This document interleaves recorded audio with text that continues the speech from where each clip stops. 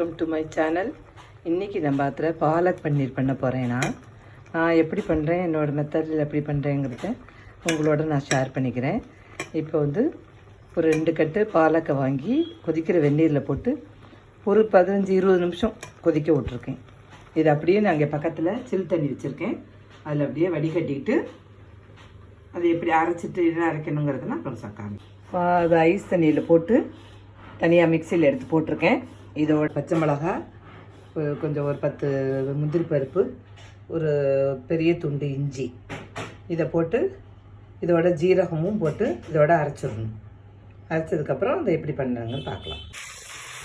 அந்த பாலக் பன்னீரோட அரைக்கிறதுக்கு வெங்காயம் ஒரு 4 வெங்காயம், 3 தக்காளி, இதையும் நல்லா எண்ணெய் விட்டு வதக்கின்னு இருக்கேன். இதையும் அதோடு சேர்த்து அரைச்சிட்டு அதுக்கப்புறம் பார்க்கலாம். பாலக் பன்னீர் பண்ணுறதுக்கு இப்போ நம்ம கொஞ்சம் கடாயில் கொஞ்சோண்டு வெண்ணெய் போட்டுக்கலாம். இதில் எண்ணெய் போட்டால் தான் நல்லா இருக்கும். கொஞ்சம் அது கொஞ்சம் வெண்ணெய்,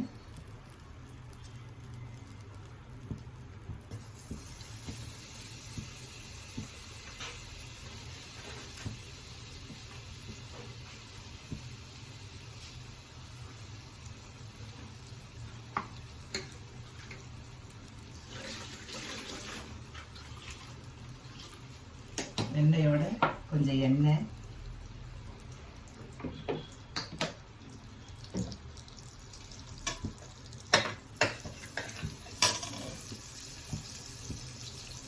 ஃபஸ்ட்டு ஜீரகம், ஒரு ஸ்பூன் ஜீரகம் போட்டுக்கலாம்.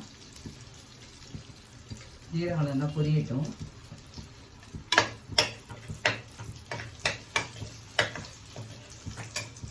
அதுக்கப்புறம் இந்த பிரிஞ்சி இலை, பட்டை, கிராம்பு, ஏலக்காய் இதெல்லாம் போட்டுக்கலாம். எல்லாம் இதாகட்டும்.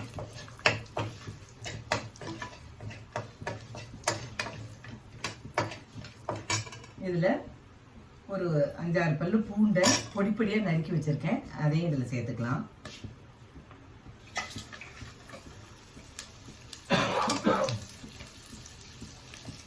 இந்த பூண்டு நல்லா வதங்கணும். அது அப்போ தான் அந்த ஃப்ளேவர் நல்லா இருக்கும். சிம்மில் வச்சு நல்லா அதை வதக்கிக்கலாம்.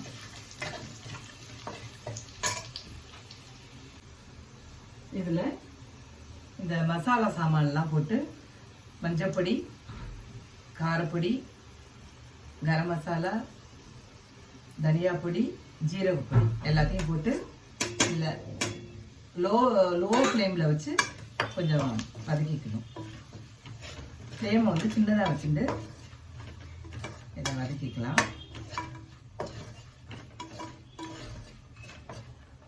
வதக்கிட்டு அரைச்சி வச்ச வெங்காயம், தக்காளி விழுது,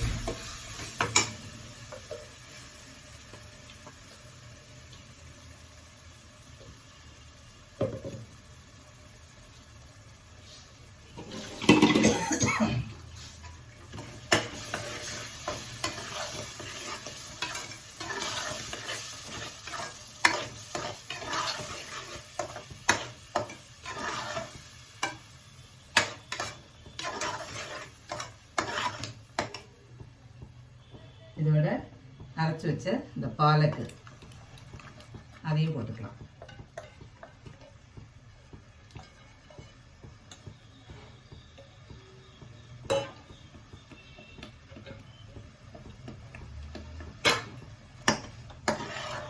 எல்லாம் சேர்ந்து கொஞ்சம் நல்லா கலந்து கொதிக்கட்டும்.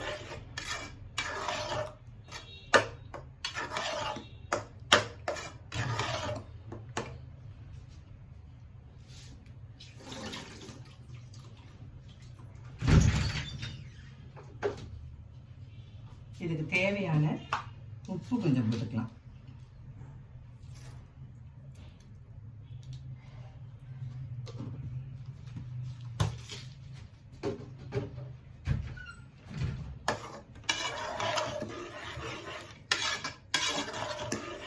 இதெல்லாம் சேர்ந்து நல்லா கொதிக்கட்டும்.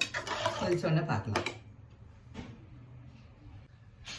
இதில் கொஞ்சம் ஒரு 1/2 டம்ளர் பால் விட்டுக்கலாம்.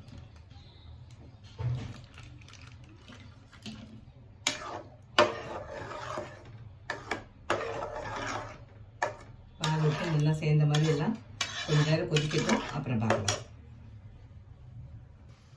இதோட நறுக்கிற பன்னீரையும் போட்டுக்கலாம். பன்னீரையும் போட்டு கொஞ்சம் நேரம் சேர்ந்த மாதிரி கொதிக்கட்டும், அப்புறம் பார்க்கலாம். நம்மளோட பாலக் பண்ணு ரெடி ஆகிடுது. இந்த பாலக் வேகப்படும்போது நான் 15-20 நிமிஷம்னு சொல்லிட்டேன் தவறி. ஒரு நிமிஷம் வேகப்பட்டால் போதும். வாய் தவறி 15-20 நிமிஷம்னு சொல்லிட்டேன், சாரி. ஒரு நிமிஷம் அந்த பாலக்கு தண்ணி வெந்நீரில் இருந்தால் போதும். எப்படி இருக்குன்னு சொல்லுங்க. நல்லா இருக்குன்னு நினைக்கிறேன். லைக் பண்ணுங்க, கமெண்ட் பண்ணுங்க, ஷேர் பண்ணுங்க, சப்ஸ்கிரைப் பண்ணுங்க. Thank you all.